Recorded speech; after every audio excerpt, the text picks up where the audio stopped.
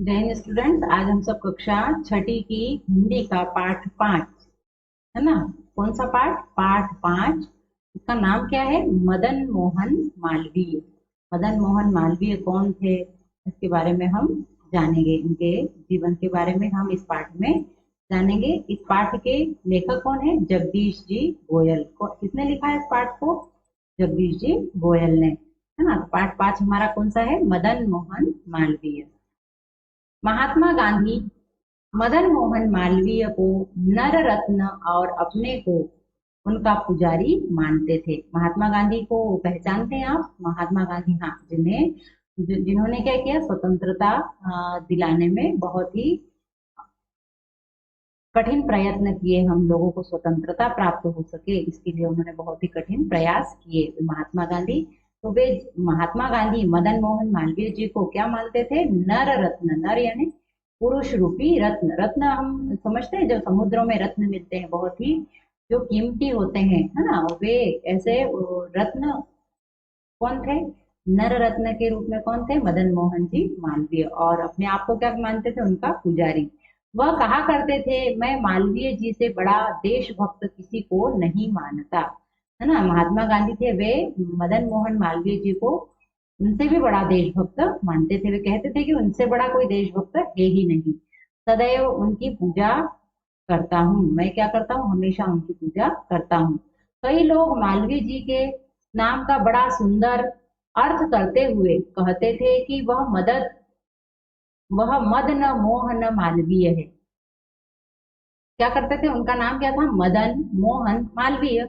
तो कुछ लोग उनके नाम का बहुत ही सुंदर अर्थ निकालते थे। कैसा? जैसे मद न, है ना। मद यानी घमंड। मदन, मदन का क्या अर्थ निकाला उन्होंने? मदन यानी उनके अंदर कोई घमंड नहीं था। मदन। अब मोहन का अर्थ क्या निकाला? मोहन का मोह न, ना तो उनके अंदर मोह था, किसी भी चीज का कोई मोह नहीं था। सत्ता की लोलुपता की नहीं, मुझे ऐसा बड़ा बनाया जाए या मुझे पद दिया जाए या मुझे ऐसा किया जाए। वे तो अपना क्या करते? निस्वार्थ भाव से देशभक्ति करते थे। तो लोग उनके नाम का अर्थ निकालते थे, ना तो उनमें घमंड है, मद न यानी उनमें न तो घमंड था और न ही उनके अंदर मोह था। वे मद न मोह न मालवीय है, यानी ऐसा व्यक्ति जिसमें मद और मोह नहीं। मदन मोहन मालवीय कैसे व्यक्ति थे? उनमें ना तो घमंड था, ना तो मद था और ना ही मोह था, यानी किसी के भी प्रति किसी भी कोई सी भी लालसा, है ना, किसी को पाने की ऐसी कोई भी इच्छा उनमें नहीं थी। सचमुच ही मदन मोहन मालवीय में मद या मोह लेश मात्र भी नहीं था। और ऐसा सच में था, उनके अंदर कुछ भी ना तो घमंड था और ना ही किसी भी चीज के प्रति मोह था। इसलिए लोग उन्हें महामना कहते थे। उन्हें एक उपाधि और किस नाम की दी गई थी? महामना। लोग क्या कहते थे उन्हें? महामना। ऐसा नहीं बोलते थे मदन मोहन जी मालवीय, क्या बोलते थे? महामना। एक लेखक ने मदन मोहन के बारे में ठीक ही लिखा है कि प्राचीनता की दृष्टि से यदि उनकी या उनको भारत का महर्षि कहा जा सकता था, तो आधुनिकता की दृष्टि से उनको राजर्षि कहा जा सकता है। पर मदन मोहन मालवीय तो अपने को भारत का भिखारी मानते थे। अब एक लेखक ने उनके बारे में लिखा कि मदन मोहन के बारे में ठीक ही कहा गया है कि प्राचीनता की दृष्टि से, यदि पुराने समय की दृष्टि से देखा जाए, तो उनको भारत का महर्षि कहा जा सकता है ना। जो महर्षि रहे हैं हमारे पूर्व काल में, जो भी महर्षि रहे, महान ऋषि रहे हैं, उन्हें यह वे माना जाता, क्योंकि ऋषि मुनियों में भी ना तो मद होता है और ना ही मोह होता है। तो यदि उन्हें महर्षि कहा जाए तो यह बहुत ही सत्य है। और यदि आधुनिकता की दृष्टि से उन्हें राजर्षि कहा जाए, राजर्षि यानी राज करने योग्य ऋषि, ऐसा यदि कहा जाता है तो भी यह सही है। लेकिन मदन मोहन मालवीय अपने को राजर्षि नहीं मानते थे, है ना। वे क्या मानते थे? अपने आप को देश का या भारत का भिखारी मानते थे। मदन मोहन मालवीय का जन्म 25 दिसंबर 1861 ईस्वी को प्रयाग में हुआ था। उनका जन्म कहाँ हुआ था? प्रयाग में। कितने दिनांक क्या थी? 25 दिसंबर 1861 में। उनके पिता का नाम ब्रजनाथ व्यास और माता का नाम मूना देवी था। पापा का नाम क्या था उनके? ब्रजनाथ व्यास और माता का नाम था मूना देवी। ये लोग मालवा से आए थे, इसलिए मालवीय कहलाते थे। ये कहाँ से आए थे? मालवा से आए थे, इसलिए इनको मालवीय कहा जाता था। ब्रजनाथ व्यास राधा कृष्ण के परम भक्त थे। वह बड़े अच्छे कथावाचक थे। मुना देवी बड़े सरल स्वभाव की थी। पति पत्नी अपने बच्चों के साथ एक मामूली से कच्चे पक्के और पुराने मकान में रहते थे। बहुत ही अमीर नहीं थे ये लोग, शुरू से ही कैसे थे? मध्यम वर्ग के लोग थे। इनके पिता क्या करते थे? भगवान श्री कृष्ण के, राधा कृष्ण के बहुत ही भक्त थे और कथावाचक थे, कथा कहते थे वे। और उनकी माता जो थी वे क्या करते थे? बहुत ही सरल स्वभाव की थी, यानी बहुत ही सीधी साधी, है ना, बहुत ही सरल स्वभाव की थी। तो दोनों पति पत्नी अपने बच्चों के साथ एक कच्चे पक्के मकान में, पुराने मकान में रहते थे। मोहल्ले में श्री धर्म ज्ञानोपदेश पाठशाला थी। कौन सी पाठशाला? पाठशाला का नाम श्री धर्म, है ना, श्री धर्म ज्ञानोपदेश पाठशाला थी। मदन मोहन मालवीय की आरंभिक शिक्षा वहीं से हुई। आरंभिक यानी सबसे शुरू की। जैसे अभी फिलहाल में आरंभिक शिक्षा यदि कहा जाए तो nursery, LKG, UKG, first, second, third, ये आरंभिक शिक्षा। तो उनकी जो आरंभिक शिक्षा थी, प्रारंभ की जो शिक्षा थी, वह उसी पाठशाला से हुई। पाठशाला में सनातन धर्म की शिक्षा अनिवार्य थी, जिसका बालक मदन मोहन पर गहरा और स्थायी प्रभाव पड़ा। पाठशाला में क्या था? सनातन धर्म, हमारा धर्म क्या है ना, उसमें हमें धर्म के लिए क्या करना चाहिए, ऐसे धर्म की शिक्षा उस पाठशाला में दी जाती थी। तो जिसका क्या हुआ? मदन मोहन मालवीय पर बहुत ही गहरा और स्थायी प्रभाव पड़ा, मतलब कभी भी वह प्रभाव हटा नहीं। इसके बाद मदन मोहन को एक बड़े स्कूल भेजा गया। जब उनकी प्रारंभिक शिक्षा इस स्कूल में हो गई तो उनको क्या कहा किया गया? एक बड़े स्कूल में भेजा गया। स्कूल की फीस ज्यादा नहीं थी, पर उन्होंने माता पिता उनके माता पिता वह भी नहीं दे सकते थे, है ना, बहुत ही गरीब थे। ज्यादा फीस नहीं थी, फिर भी उनके माता पिता को वो फीस देने में परेशानी आती थी। माता के हाथ में सिर्फ चांदी का एक कड़ा था, जिसे वह पड़ोस के एक घर में गिरवी रखकर बच्चे की फीस देती थी, है ना। अब वो क्या करती थी? अब पैसे थे नहीं तो उनके हाथ में एक चांदी का कड़ा था। तो उसने उस कड़े को क्या किया? उनकी मम्मी ने पास का एक घर था वहां गिरवी रखा और उसकी उनकी जो फीस थी वह भरते थे। तो आजकल भी आप देखते हैं, आपको अपने माता पिता का ध्यान रखना चाहिए कि यदि उनकी हालत अच्छी नहीं है, यदि वे आपको अच्छी शिक्षा नहीं दे रहे हैं, नहीं दे पाते हैं, फिर भी वो क्या करते हैं? उनके पास यदि भरपूर पैसा नहीं है, फिर भी वे आपकी अच्छी शिक्षा के लिए कितने प्रयास करते हैं, है ना, कहीं से कर्ज से पैसे उठाते हैं, और या तो फिर कुछ अपनी चीज होती है उसे गिरवी रख देते हैं, या फिर मेहनत करते हैं दिन भर धूप में और फिर पैसा कमाते हैं, और वो चाहते हैं कि हम यदि नहीं पढ़े लेकिन हमारे बच्चे पढ़े। तो आप लोगों को उनका ध्यान रखना है। आप क्या करें? आप जो आपके लिए उन्होंने स्वप्न देखा है कि मेरा बच्चा बड़ा होकर कुछ बने, है ना, दो पैसे कमाए और मेरी सहायता करे, तो आपको उनकी जो आशा है उसे कभी भी टूटने नहीं देना चाहिए और उनके लिए आपको पढ़ना चाहिए। आप जो व्यर्थ में मोबाइल के फंदों में उलझ जाते हैं ना, दिन भर मोबाइल चलाते रहते हैं और टीवी में सीरियल देखते रहते हैं, मूवी देखते रहते हैं, तो यह आपका काम नहीं है। आपका एकमात्र काम अभी क्या है? पढ़ने का है। आपको केवल और केवल पढ़ाई करना है। क्यों? क्योंकि आपके माता पिता ने आपसे बहुत सारी आशाएं लगा कर रखी है और आपको उनकी आशाओं पर खरा उतरना है। बाद में जब आप बड़े हो जाएंगे फिर आपको मोबाइल चलाने से कोई नहीं रोकेगा, फिर आपको टीवी देखने से भी कोई नहीं रोकेगा। आप खूब मन भर के टीवी भी देख सकते हैं और मोबाइल भी चला सकते हैं, लेकिन अभी आपका समय जो है वह क्या है? पढ़ाई करने का, और आपको केवल और केवल पढ़ाई करना है ना। दूसरी बातों में हम हमारा ध्यान भंग नहीं करेंगे। ठीक। तो जो मदन मोहन मालवीय जी थे, उनकी माता भी, उनके पास भी इतना रुपया नहीं था, लेकिन वे चाहती थी कि मेरा बच्चा पढ़े, तो उनके हाथ में एक चांदी का कड़ा था। उन्होंने क्या किया? पास वाले घर में उसे गिरवी रख दिया और स्कूल की फीस दे दी। भाग्य की बात देखिए कि जिस बच्चे की पढ़ाई के लिए फीस के लाले पड़ रहे थे, उसने आगे चलकर हिंदू विश्वविद्यालय जैसे विशाल विद्यालय की स्थापना की।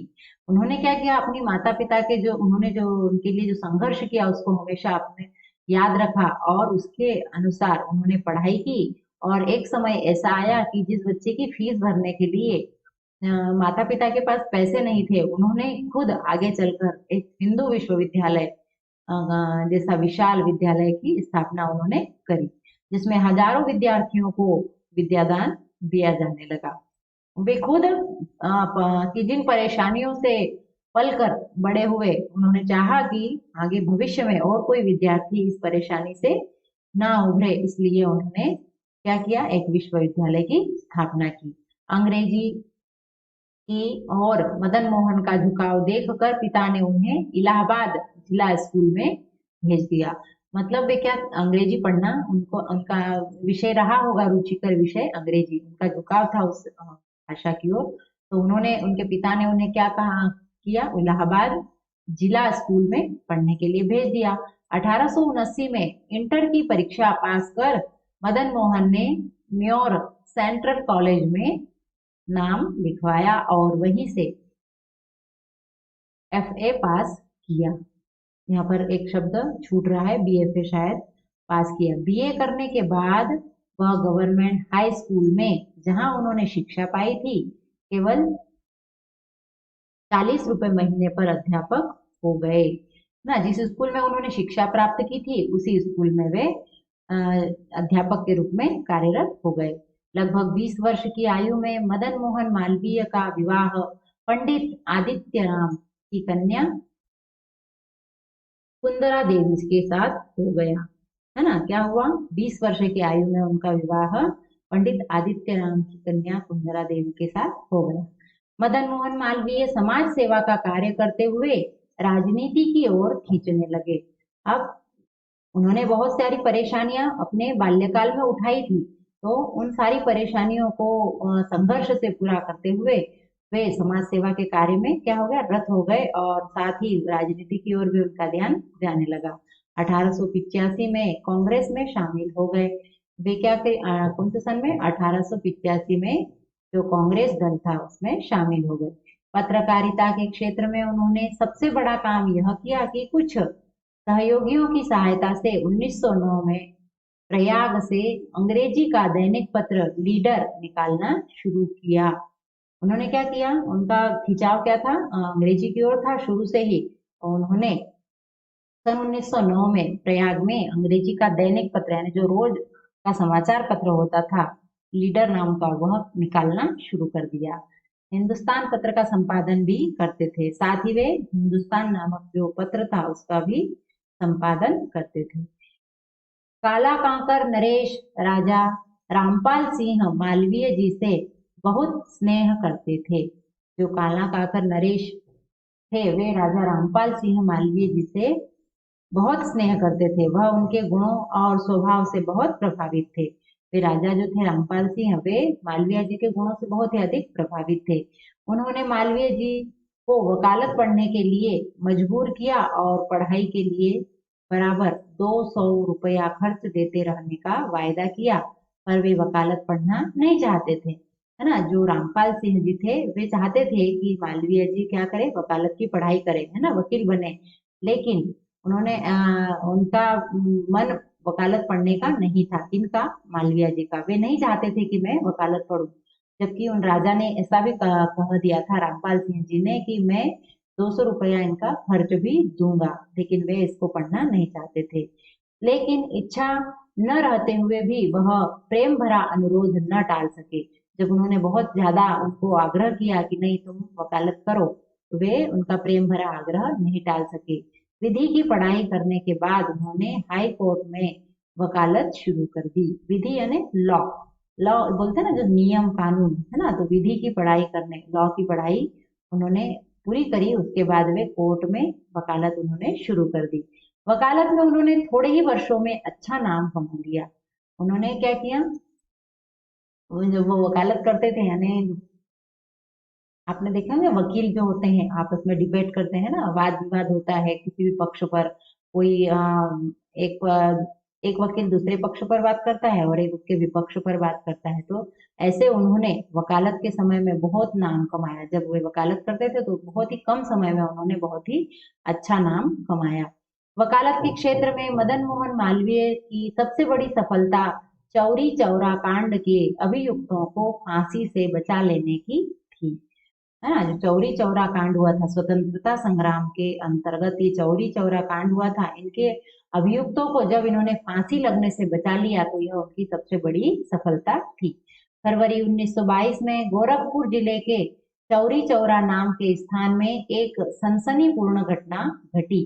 जनता ने पुलिस थाना जला दिया। मुकदमा चलने पर सेशन जज ने 151 लोगों को फांसी की सजा दे दी। अब जो जनता थी वह क्या थी, मतलब पुलिस के प्रति उनकी जो धारणा थी वह बहुत ही खराब हो गई थी। इस वजह से आक्रोश में आकर जनता ने पुलिस थाने को जला दिया था। तो इस वजह से उन्हें क्या हुआ, वहां जो भी 151 लोग थे उन्हें फांसी की सजा हो गई थी। जब मामला हाई कोर्ट में गया तो पैरवी के लिए मालवीय जी को बुलाया गया। अब जब यह पता चला कि 151 लोगों को फांसी हुई है और ये मामला कहाँ गया, हाई कोर्ट में गया, तो वहां पर पेशी के लिए किसको, पैरवी करने के लिए किसको बुलाया गया, मालवीय जी को बुलाया गया। उन्होंने इतनी अच्छी बहस की कि सब के सब अभियुक्तों को साफ बचा दिया। उन्होंने जो 151 लोग थे उनको फांसी की सजा दी गई थी, उन्हें अपनी पैरवी से या अपनी बहस से उन सबको साफ साफ बचा दिया। मदन मोहन मालवीय के जीवन का सबसे बड़ा काम काशी हिंदू विश्वविद्यालय की स्थापना करना था। उनका सबसे बड़ा काम क्या था, काशी हिंदू विश्वविद्यालय की स्थापना करना। वह चाहते थे कि देश में कम से कम एक ऐसा विश्वविद्यालय जरूर हो जिस पर भारतीय संस्कृति की छाप हो, है ना। वहां पर उस विश्वविद्यालय में क्या हो, भारतीय संस्कृति से संबंधित जो भी कोर्स हो वह वहाँ करवाया जाए और सबको हमारी संस्कृति के प्रति जागरूक किया जाए, ऐसी शिक्षा वहाँ मिले। तो वहाँ भारतीय संस्कृति की छाप हो ऐसा विश्वविद्यालय उन्होंने, हिंदू विश्वविद्यालय उन्होंने स्थापित किया। हिंदू विश्वविद्यालय की स्थापना की योजना तेजी से आगे बढ़ने लगी। मालवीय जी विश्वविद्यालय के लिए झोली लेकर निकल पड़े और देश के कोने कोने से में घूमने लगे। अब उन्होंने ऐसा नहीं चाहा कि मैं खुद कर लूं या फिर मैं किसी से मांगू नहीं, वे खुद झोली लेकर निकले और देश के कोने कोने में घूमने लगे। अंत में 4 फरवरी 1916 को बसंत पंचमी के दिन हिंदू विश्वविद्यालय की नींव रखी।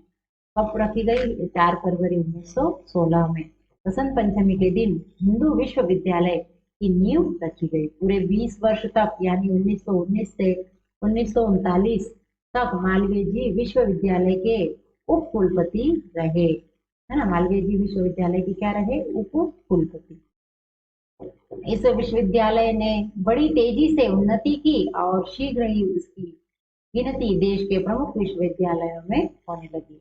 अब जब उन्होंने इतना कठिन प्रयास करके यह विश्वविद्यालय खोला तो क्या हुआ, विश्वविद्यालय की क्या हुई, उन्नति बहुत तेजी से होने लगी और इसकी गिनती देश के जो प्रमुख जो बड़े बड़े विश्वविद्यालय थे उनमें होने लगी।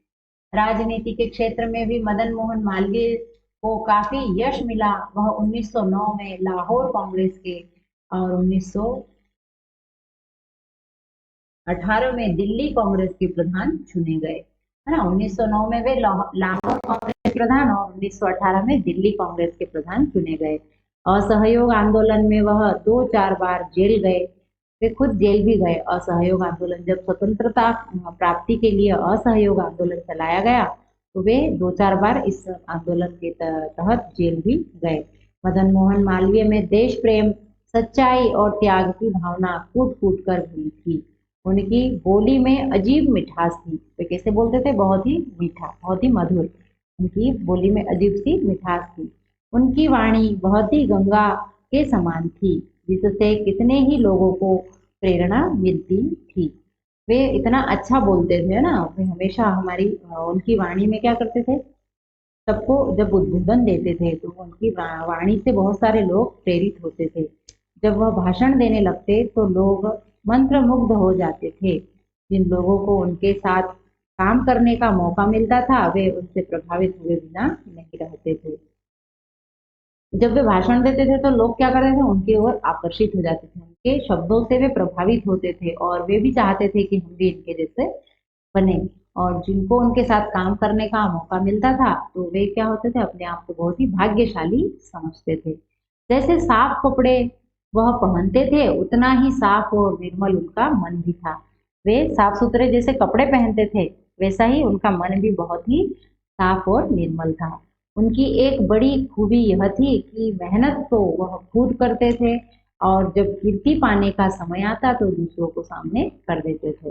व्यक्ति की एक खासियत क्या होती है, हम जो है हम क्या करते हैं, मेहनत हम खुद नहीं करेंगे लेकिन उसका क्रेडिट लेने का हम हमेशा वो चाहते हैं। जैसे काम किसी दूसरे ने किया लेकिन हम जब किसी के सामने प्रस्तुति देंगे, हाँ मैंने ये किया, मैंने ऐसा किया, मैंने वैसा किया, है ना। लेकिन वास्तव में देखा जाए, जैसे एक मकान बना, तो मकान बना तो क्या होता है, जो ठेकेदार बोलता है मैंने ये बनाया, है ना, ठेकेदार होता है वो क्या करता है, पूरी बिल्डिंग का क्रेडिट वो खुद ले लेता है, बोलता है मैंने यह मकान बनाया। लेकिन वास्तव में उस जो ठेकेदार है उसने उसमें कुछ एक भी ईंट लगाई क्या, नहीं।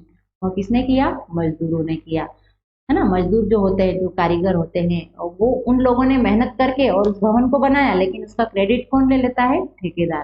तो हमारे जो व्यक्ति का एक यह लगभग लगभग सभी में ये गुण होता है कि मेहनत खुद नहीं करते हैं लेकिन उसका क्रेडिट खुद लेने की हमेशा चाह रखते हैं। लेकिन जो मदन मोहन मालवीय थे वे क्या करते थे, काम खुद करते थे, लेकिन जब कीर्ति पाने का या जब यश प्राप्त करने का समय आता था तो वो क्या कर देते थे, दूसरों को सामने खड़ा कर देते, मैंने कुछ नहीं किया, ये तो सब इन्होंने किया। और यह गुण सबके अंदर होना चाहिए। अपनी ख्याति से वह जहां तक हो सकता बचने की कोशिश करते थे। वे नहीं चाहते थे कि कोई मेरी प्रशंसा करे या मेरी ख्याति हो, मतलब मेरा नाम हो। वो हमेशा इससे बचने की कोशिश में रहते थे।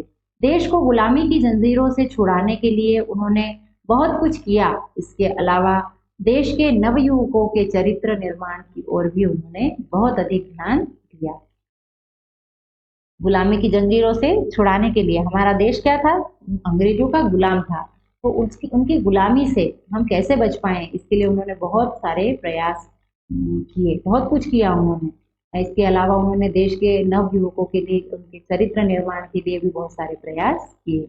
वह कहा करते थे कि बच्चे के पहले 6 वर्षों में उस पर जो प्रभाव पड़ते हैं वे उसके सारे जीवन को प्रभावित करते हैं, है ना। जब बालक 6 वर्ष तक का होता है उसके पहले उसमें जो भी आपको संस्कार डालना हो, जो भी अच्छी चीजें डालनी हो, है ना, आप यदि कुछ सीखना चाहें तो आप 6 वर्ष तक आपको जो भी सिखाया जाता है, आप जो भी सीखते हैं वह आपके पूरे जीवन में आपके काम आता है, उसका पूरे जीवन पर प्रभाव पड़ता है। यदि आपने उस 6 वर्षों में अच्छी चीजें सीख ली तो आपका जीवन क्या हो जाता है, एक रोशनमय जीवन आप जीते हैं। लेकिन यदि आपने उन 6 वर्षों में कोई बुरी आदत आपको लग गई, जैसे झूठ बोलने की आदत आपको लग गई, है ना, कुछ व्यसन करने की, जैसे आप छोटी ही उम्र में सुपारी खाने लग गए, तो वह कभी भी आदत वह कभी जाती नहीं और उसका प्रभाव आपके जीवन पर पड़ता है। तो इसलिए उनका, मदन मोहन मालवीय थे, उनका कहना था कि जो बच्चा होता है उसके 6 वर्षों में उस पर जो प्रभाव पड़ता है वह उसके सारे जीवन को प्रभावित करते हैं। इसलिए वह चाहते थे कि बच्चों के माता पिता उनकी आरंभिक शिक्षा की ओर सबसे अधिक ध्यान दे, है ना। उनका हमेशा ऐसा विचार होता था कि जो माता पिता है वे अपने बच्चे की आरंभिक शिक्षा की ओर, उनकी जो प्राथमिक शिक्षा, जो शुरुआत की शिक्षा होती है उसकी ओर विशेष ध्यान दे। लेकिन आजकल ऐसा होता है कि बच्चों को, छोटे बच्चों की ओर ध्यान नहीं दिया जाता है ना, उन्हें छोड़ दिया जाता है। तो क्या करते हैं, मोबाइल चलाने में उनका जो अमूल्य समय होता है वो हमेशा मोबाइल चलाने में। जब हम कुछ किसी चीज की हमें आदत लग जाती है ना, तो हम क्या करते हैं, उस चीज को पाने के लिए, जब तक वो चीज हमें मिलती नहीं है, हम क्या करते हैं, गुस्सा करते हैं और चिढ़ करते हैं, हम रोने लग जाते हैं। तो एक गलत चीज को पाने के लिए हम उसके साथ साथ बहुत सारी गलतियां करने लग जाते हैं और धीरे धीरे धीरे वो हमारी आदत बन जाती है। हमें गुस्सा आने लगता है ना। हम क्या करते हैं, दूसरों पर चिढ़ करने लगते हैं। हमने मोबाइल चला लिया लेकिन हम मम्मी पापा को क्या बोलते हैं, हमने नहीं चलाया। तो एक आदत हम क्या सीख गए, झूठ बोलना सीख गए। तो ये सारी चीजें हमें हमें धीरे धीरे आने लगती है। तो हमें क्या करना है, हमें हमेशा हमारी आरंभिक शिक्षा की ओर ध्यान रखकर, और हमें ध्यान रखना है कि हम इन 6 वर्षों में हमने जो जो भी गलतियां हम करने वाले थे या हमने अभी तक में जो कर दी है, हम उसका सुधार करें। युवकों की उचित शिक्षा के लिए मदन मोहन मालवीय ने हिंदू विश्वविद्यालय की स्थापना की थी। अब माता पिता को उनकी आरंभिक शिक्षा की ओर तो ध्यान देना ही चाहिए, लेकिन युवकों की शिक्षा के लिए उन्होंने हिंदू विश्वविद्यालय की स्थापना की। विश्वविद्यालय के उद्देश्य स्पष्ट करते हुए उन्होंने कहा था, सच्चरित्रता हमारे विश्वविद्यालय का मूल मंत्र है और यही शोभा है। हम प्रत्येक छात्र को शुद्ध, सात्विक, तेजस्वी और वीर पुरुष और प्रत्येक कन्या को वीर माता बनाना चाहते हैं, है ना। विश्वविद्यालय का एक उद्देश्य क्या था कि उसमें पढ़ने वाला प्रत्येक विद्यार्थी कैसा हो, शुद्ध हो, सात्विक हो, है ना। सात्विक मतलब जो मांसाहारी ना हो, सात्विक धर्म का जो पालन करता हो, शुद्ध हो, मन में कोई कपट ना हो, है ना। और एक तेजस्वी, और वीर पुरुष जैसे हम बनाएंगे प्रत्येक विद्यार्थी को, और जो कन्या होगी उसे हम वीर माता बनाना चाहते हैं। जो ईश्वर में विश्वास करे, प्रत्येक प्राणी का आदर करे, वीरता के साथ अन्याय का विरोध करे और आत्मसम्मान के साथ जीविका चलाते हुए समाज और देश का कल्याण करे। हम ऐसी शिक्षा देंगे इस विश्वविद्यालय में जिसे प्राप्त कर प्रत्येक व्यक्ति क्या हो, हमेशा ईश्वर में विश्वास रखे, है ना। उसका हर प्राणी के प्रति आदर मन में हो और वह वीरता के साथ अपने हम पर होने वाले या उन पर होने वाले अन्याय का विरोध करे और अपने आत्मसम्मान के साथ अपना जीवन यापन करे और समाज और देश का कल्याण करे। मालवीय जी का एक बड़ा गुण यह था कि जिस बात को वह ठीक समझते थे उस पर बराबर डटे रहते थे, भले ही कोई उनका साथ दे या न दे। चारों तरफ से विरोध होने पर भी अपने विश्वासों पर अटल रहते थे, है ना। उनका एक गुण था, क्या था कि उनको यदि जो बात अच्छी लग जाती थी, जिस बात को वे अच्छा समझते थे, वे उस पर डटे रहते थे, भले लोग उसका विरोध करें, है ना। वो खुद उस बात पर डटे रहते थे और उसको पूरा करने के लिए चारों तरफ से विरोध होने पर भी उसके लिए अटल रहते थे, उसके ऊपर अटल विश्वास रखकर उस बात को पूरा करते थे।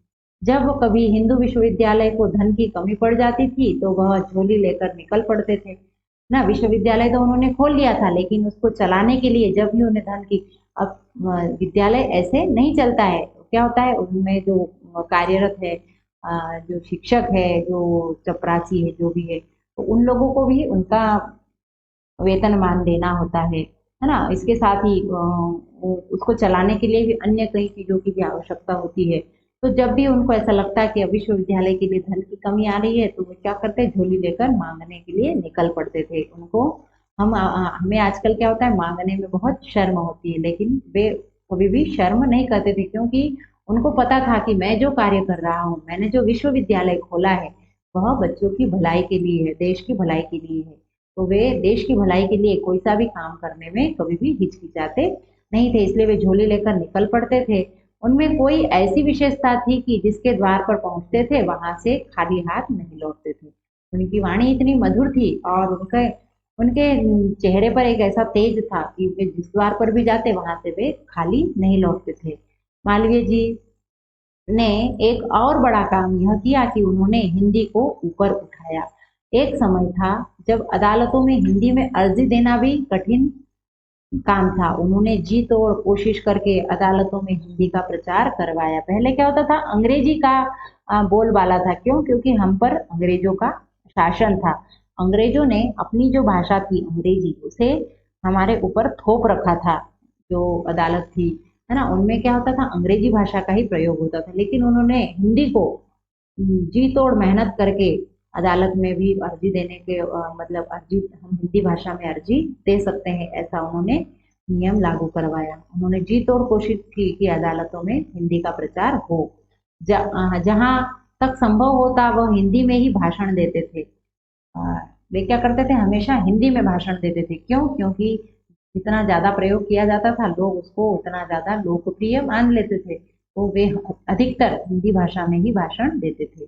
कई बार अंग्रेजी पढ़े लिखे लोगों के बीच में और विश्वविद्यालय की सभाओं में वे हिंदी में बोलते थे। वे क्या करते थे, अंग्रेजी पढ़े लिखे लोगों के बीच में भी हिंदी में भाषण देते थे, ताकि उन्हें हिंदी का महत्व समझ में आए।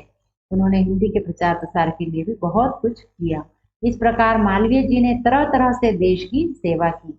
अत्यंत निर्धन परिवार से जन्म लेकर भी वह ऊंचे से ऊंचे स्थान पर पहुंचे। क्यों पहुंचे? क्योंकि उन्होंने अपना मार्ग अपने मार्ग से वे हटे नहीं। आजकल क्या करते हैं बच्चे, अपना मार्ग छोड़कर, जो पढ़ाई का मार्ग है उसे छोड़कर दूसरी सारी चीजों में उलझ जाते हैं, और जो उनका स्वप्न होता है कि मुझे बड़ा होकर ये बनना है, तो मुझे बड़ा होकर कलेक्टर बनना है, या मुझे बड़ा होकर जो भी देश का प्रधानमंत्री बनना है, ये सारे स्वप्न देख तो लेते हैं, लेकिन मार्ग में आने वाले बहुत सारी कठिनाइयों और परेशानियों को देखकर वे अपना पांव पीछे हटा लेते हैं और अपने स्वप्न से हट जाते हैं। लेकिन जो मालवीय जी थी, उन्होंने परिवार में निर्धनता होने के कारण भी उससे भी उन्होंने संघर्ष करते हुए और ऊंचे से ऊंचे स्थान पर उन्होंने अपने आप को पहुंचाया और राष्ट्र और समाज की सेवा भाव ने देश की जनता का भी दिल जीत लिया। उनके अंदर जो राष्ट्र और समाज का के प्रति जो सेवा भाव था,